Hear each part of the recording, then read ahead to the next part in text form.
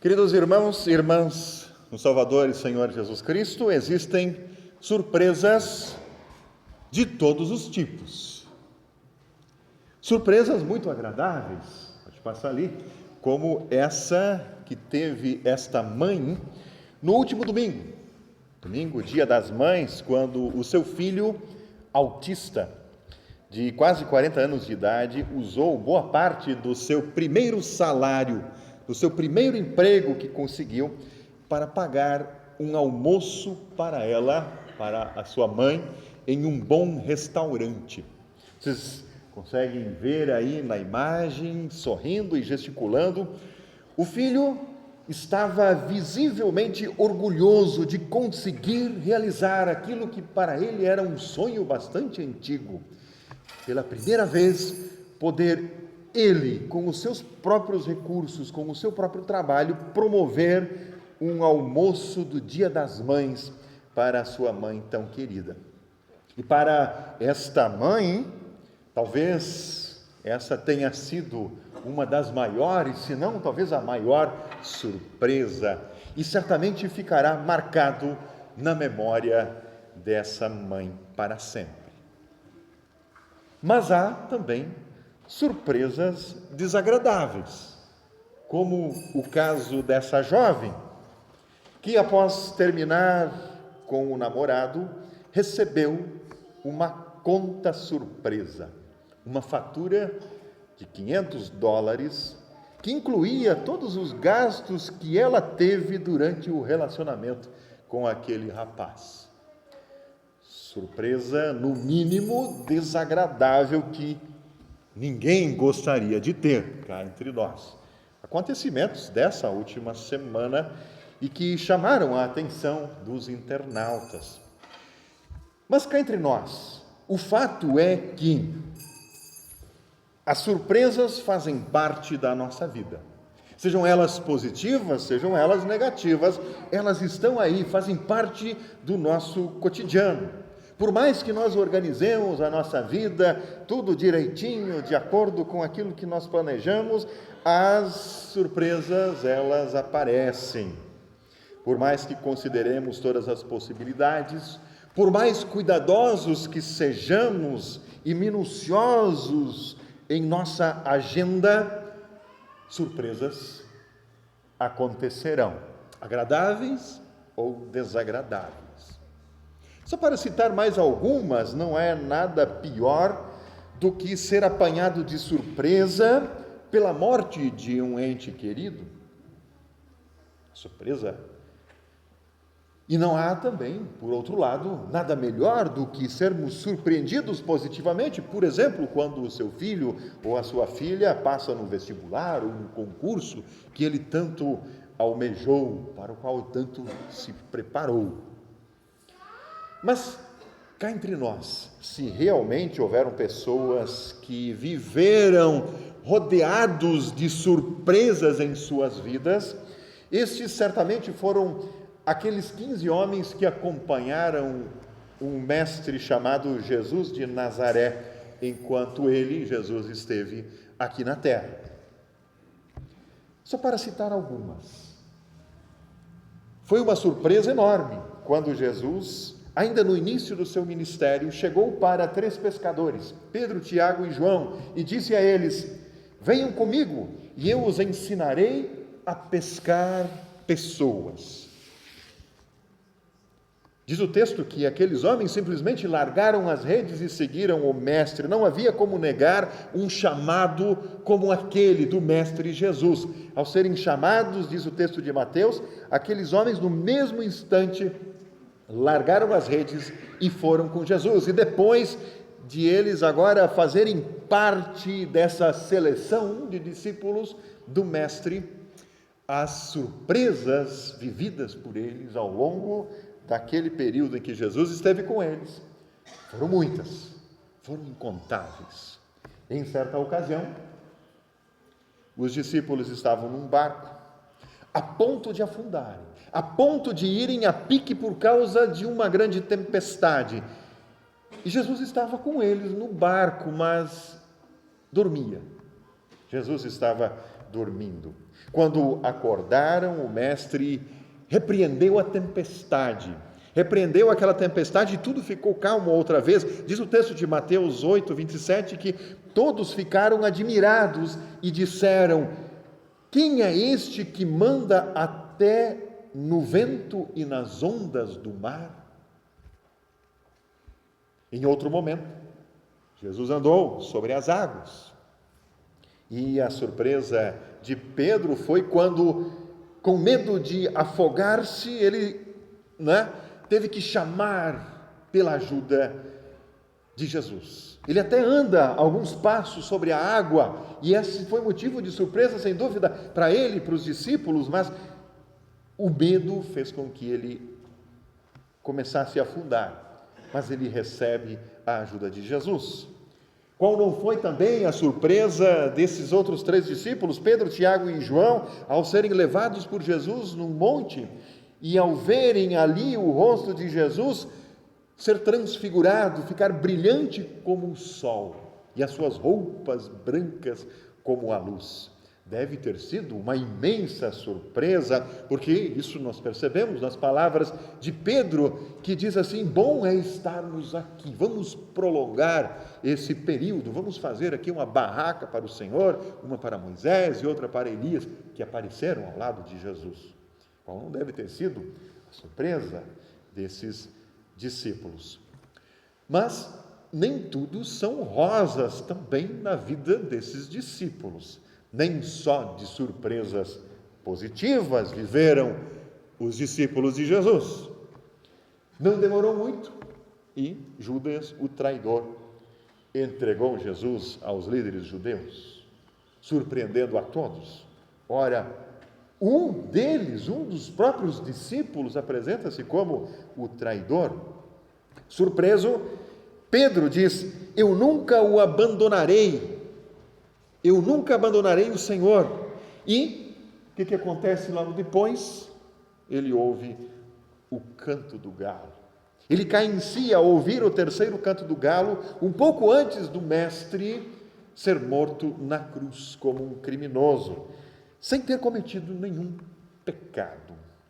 E a partir deste momento, a partir da morte de Jesus, as surpresas transformaram-se em medo e até em pavor para aqueles discípulos.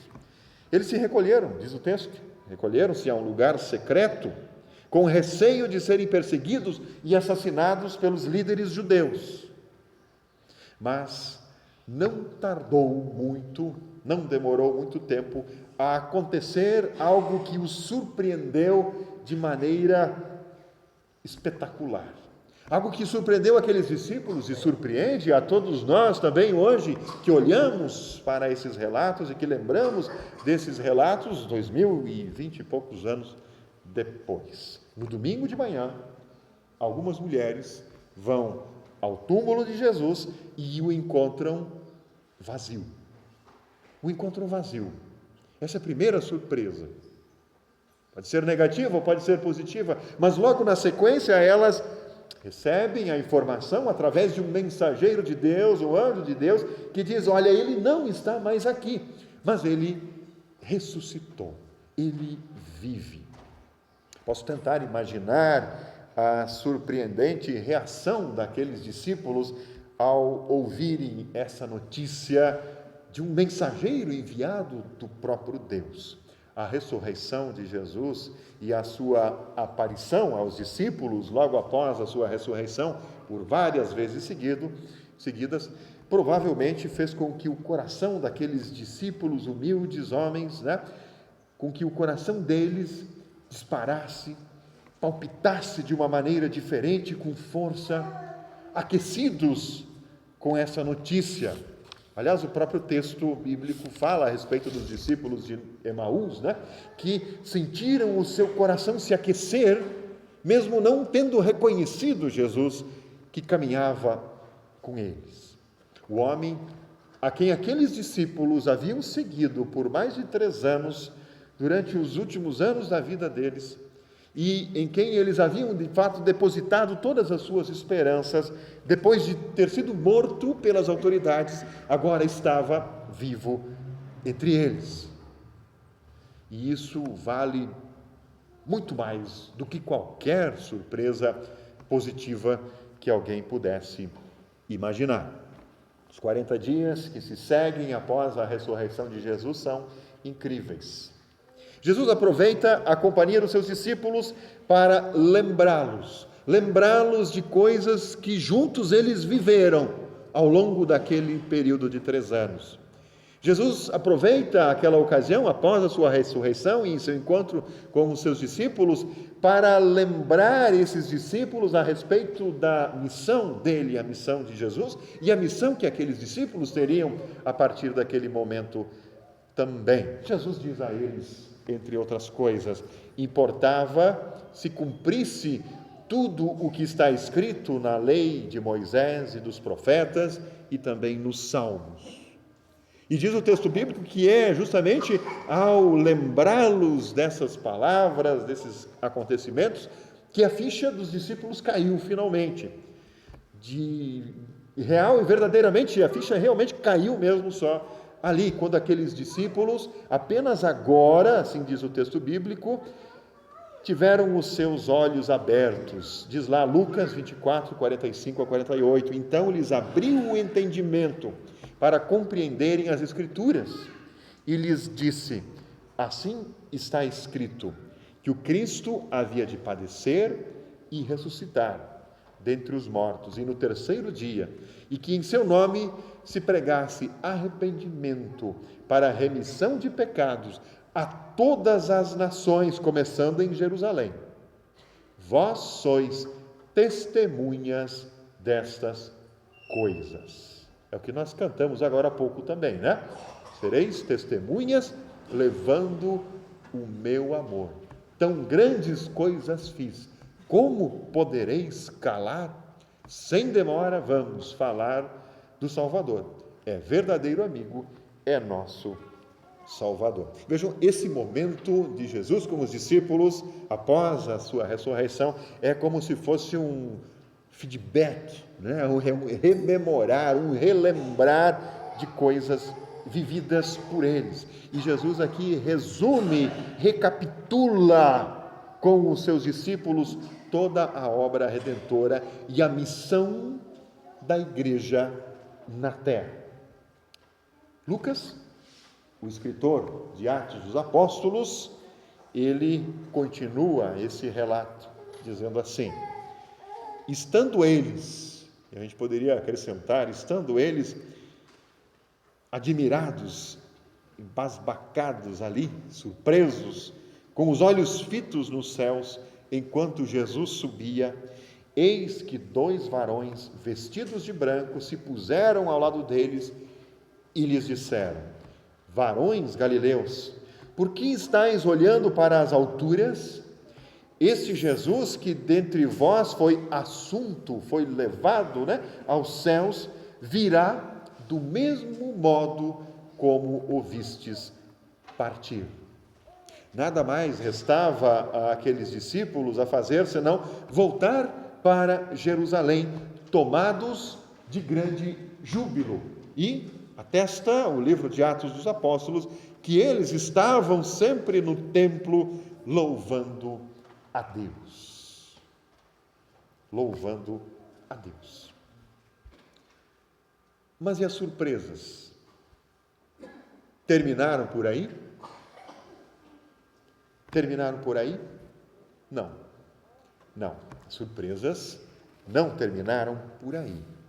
Elas não aconteceram apenas naquele curto período da vida desses discípulos. As maiores surpresas para aqueles discípulos ainda aconteceriam, talvez.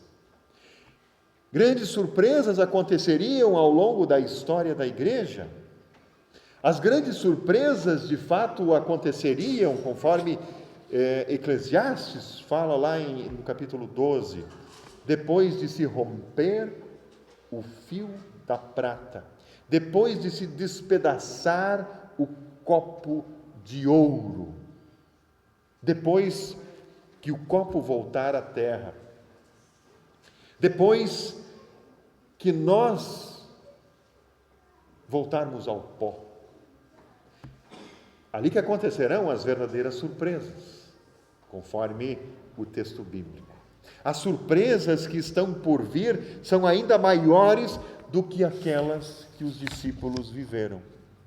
As surpresas que ainda estão por vir são ainda maiores. Vocês devem conhecer de cor aquela passagem da Escritura de 1 Coríntios, capítulo 2, verso de número 9, que diz assim: nem olhos viram, nem ouvidos ouviram e nem jamais penetrou em coração humano o que Deus tem preparado para aqueles que o amam. Nem olhos viram, nem ouvidos ouviram. E o mesmo apóstolo Paulo, ele escreve no texto de Romanos, capítulo 8, verso 18: porque para mim tenho por certo que os sofrimentos do tempo presente não podem ser comparados com a glória a ser revelada em nós.